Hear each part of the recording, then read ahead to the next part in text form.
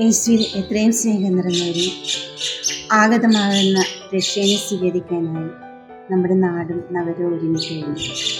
എവിടെയും മിന്നിത്തിളങ്ങുന്ന നക്ഷത്രങ്ങളും പുൽക്കൂടുകളും കൊടിതോരണങ്ങളും ഉയർന്നു കഴിഞ്ഞു. എല്ലാ മുഖങ്ങളിലും എല്ലാ മനസ്സുകളിലും സന്തോഷത്തിൻ്റെയും സമാധാനത്തിൻ്റെയും ആരവം അലയടിച്ചു തുടങ്ങി. അന്നൊരു നാൾ ആ രാവിലെ സന്തോഷത്തിൻ്റെയും സമാധാനത്തിൻ്റെയും ദൂതുമായി മാലാഖമാരെത്തി. ദാവീദിന്റെ നഗരത്തിൽ നിങ്ങൾക്കൊരു രക്ഷകൻ ജനിച്ചിരിക്കുന്ന സദ്വാർത്തയുമായി. അപ്പോൾ ആ രക്ഷകന്റെ സ്വന്തം ജനത ഉറക്കത്തിലായിരുന്നു.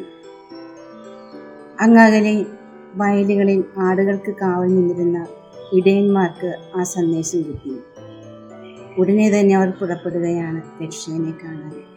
ഒരു നിമിഷം പോലും അവർ പാഴാക്കുന്നില്ല. രക്ഷകനെ കണ്ടെത്തുക എന്ന് തന്നെയായിരുന്നു അവരുടെ നിശ്ചയം.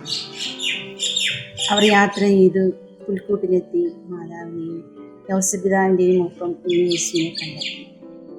ഇതേപോലെ തന്നെ അങ്ങ് ദൂരെ തങ്ങളുടെ ഹൃദയത്തിൽ തെളിഞ്ഞ നക്ഷത്രത്തിൻ്റെ വെളിച്ചത്തിൽ രക്ഷകൻ്റെ സാന്നിധ്യവും രക്ഷകൻ്റെ ജനനവും ഒരു കൂട്ടം ജ്ഞാനികൾ തിരിച്ചറിയുന്നുണ്ട്. അവരും ഉടൻ തന്നെ പുറപ്പെടുകയാണ് രക്ഷകനെ തേടി. വഴിയിൽ തങ്ങൾക്ക് സംഭവിക്കാവുന്ന പ്രതിസന്ധികളെ ഒന്നും അവർ അതിൽ നിന്ന് പിന്മാറ്റുന്നില്ല.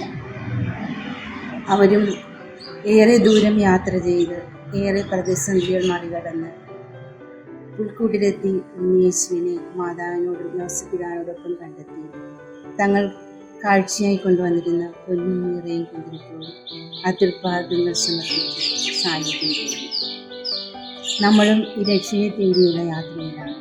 നമ്മുടെ ഉള്ളിലും മറ്റുള്ളവരിലും നമ്മുടെ സഹോദരങ്ങളിലും നമ്മുടെ ചുറ്റുപാടുകളിലും ചെറിയവരിലും വലിയവരിലും കുടികൊള്ളുന്ന ദൈവചൈതന്യത്തെ കണ്ടെത്താൻ നമുക്ക് ശ്രമിക്കാം. രക്ഷയിന് മുന്നിൽ നമ്മുടെ ജീവിതങ്ങളെ സമർപ്പിച്ചുകൊണ്ട് ഓരോ ജീവിതത്തെയും ആദരിച്ചുകൊണ്ടും ബഹുമാനിച്ചുകൊണ്ടും അവരിൽ ഓരോരുത്തരെയും കുടികൊള്ളുന്ന ദൈവചൈതന്യത്തെ തിരിച്ചറിഞ്ഞുകൊണ്ടും നമുക്ക് സായുജ്യം നേടാൻ നമ്മുടെ ജീവിത സമർപ്പണം നടത്താൻ അതിനായി പുൽക്കൂട്ടിൽ പിറന്ന ഉണ്ണിയേശു നമ്മളെ അനുഗ്രഹിക്കട്ടെ എന്ന് നമുക്ക് പ്രാർത്ഥിക്കാം.